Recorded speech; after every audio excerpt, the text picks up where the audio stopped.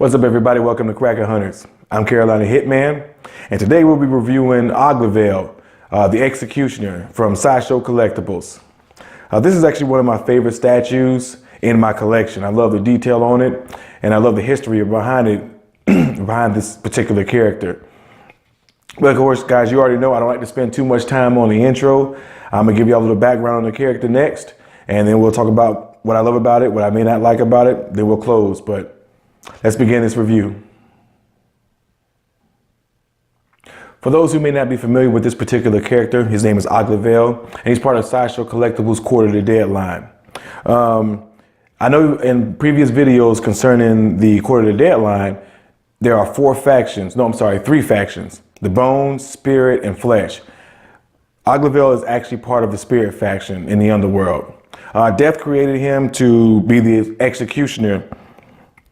When Death created him, he imbued him with one simple truth. For chaos and order to balance each other out, there must be consequences for every action. His blades are unique because if anyone is executed with these particular blades, they basically cease to exist. They're destroyed with no hope of resurrection whatsoever. So he's basically justice in the underworld. And if you saw my review on the Oglavaeil bust, you see where he has the blind justice mask. So that he is basically justice in this form in the underworld. Like I said, he's one of my favorite characters in this particular line. And I think Sideshow did a really good job of giving him a history, which you can find in their Quarter to Dead book that they actually made on Sideshow Collectibles, which I'll do a review about that another time. But if you ever want to find out any of the history of the characters that Sideshow's created for the Quarter to Deadline, please do yourself a favor and pick up that book. It's very detailed. It has some good artwork, and I highly recommend it. But I digress. Let's get started talking about what I actually love and give you some close-ups and give you a really good look at the statue itself. Sideshow did a really good job on the head sculpt. As you can see, there were no paint defects. The paint application is actually done really well. I love the way his eyes look like they're glowing. The skull, as far as missing the bottom mandible and everything, I think that's very creative. And like I said, overall, I think they did a really good job on this sculpt, especially with the paint and just the overall look of him and giving him an original look about himself. I really like the swords that he has. Very detailed.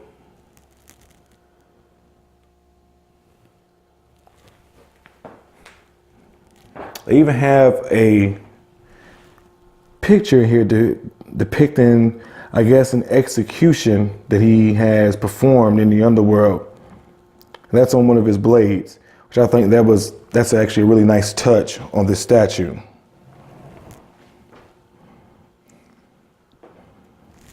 Give you a good look all over. So there's a lot of detail on here. Like I said, that's what impresses me about the Quarter to Deadline. You know, show you the back. So that's one of the main things that impresses me about this line is all the little details they put into each one of these statues to make them unique. His other sword.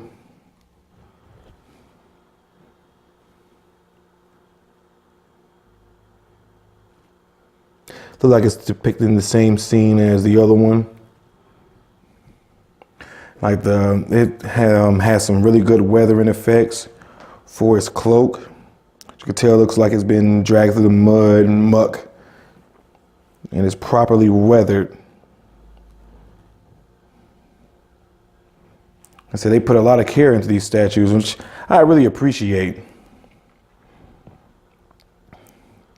Like I said, as I've said in my other reviews, you know, when you pay this much money for a particular statue, because this one was $5.99, you really want something that looks creative, something that's, for me at least, looks a little different, And I really appreciate what Sideshow does with this particular line, because I think every one that they've done so far has been something unique. It's never looked the same. Each one has a different look about them. And for me, that alone is worth the price of admission for this particular line of statues.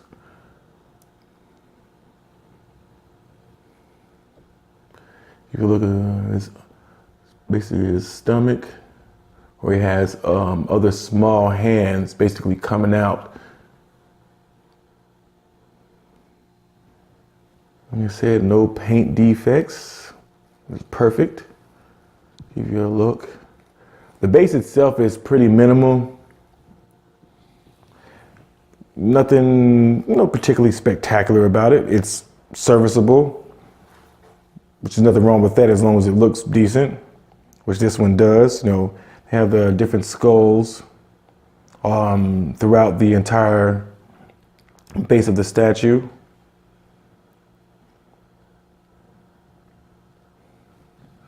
And this is what he looks like from the back.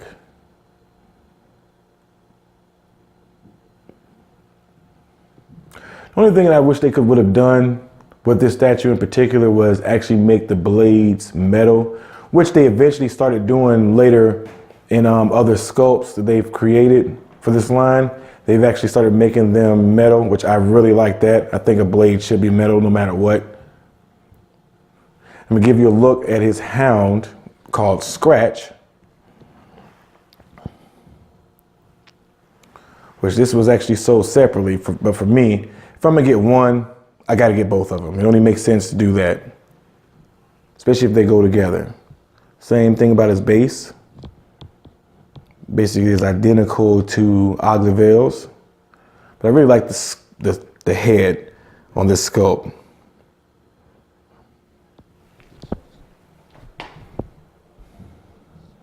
And he does look like a hound from the underworld, looks like he's malnutritioned, basically dying.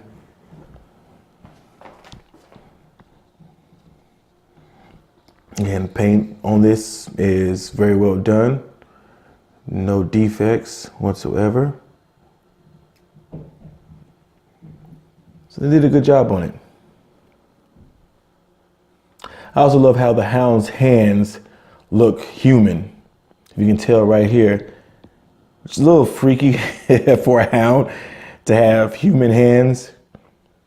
But I thought that was pretty neat that they did that.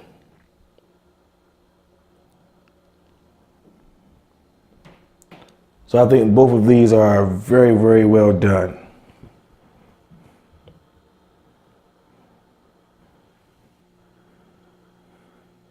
Overall, I'm extremely pleased with how this particular sculpt turned out. I think Sideshow Collectibles has done an amazing job with this line. Like, every piece is unique. They never look the same. And that's one of the main things I really appreciate about this particular line of statues from Sideshow, is that they all have a uniqueness and a different personality for each statue that they've created. I was one of the lucky ones who got this because it's sold out now, but you can actually find it on eBay for a really good price, for about the same price that you would have paid for it if you had actually bought it through Sideshow Collectibles website. I actually, like I said, got the Scratch because for me, it makes no sense to just get Oglavaeil without his hound. It's a set, so for me, it makes sense to get both of them. And if you weren't able to pick this up, please go to eBay. Look on Facebook for different statue groups. You may find one there at a reasonable price, which I think you probably have a better chance of finding one there at a reasonable price. The Statue Lair, the Statue Gathering, Sideshow Freaks, things, Facebook pages like that give you a really good opportunity to pick up a piece that you may not be able to get through any other avenue because they don't sell them anymore. And I think avenues like that are really important to statue collectors, to be able to sell amongst ourselves without any middleman. But overall, like I said, this is an amazing statue. Sculpt was really well done, no defects. Paint application was perfect. And I really hope Sideshow Collectibles continues the quality that they put into each one of the Quarter of the Dead line statues. But this is Carolina Hitman. I hope you enjoyed this review. Don't forget to like and subscribe. Actually, I try to put out at least one statue review every week.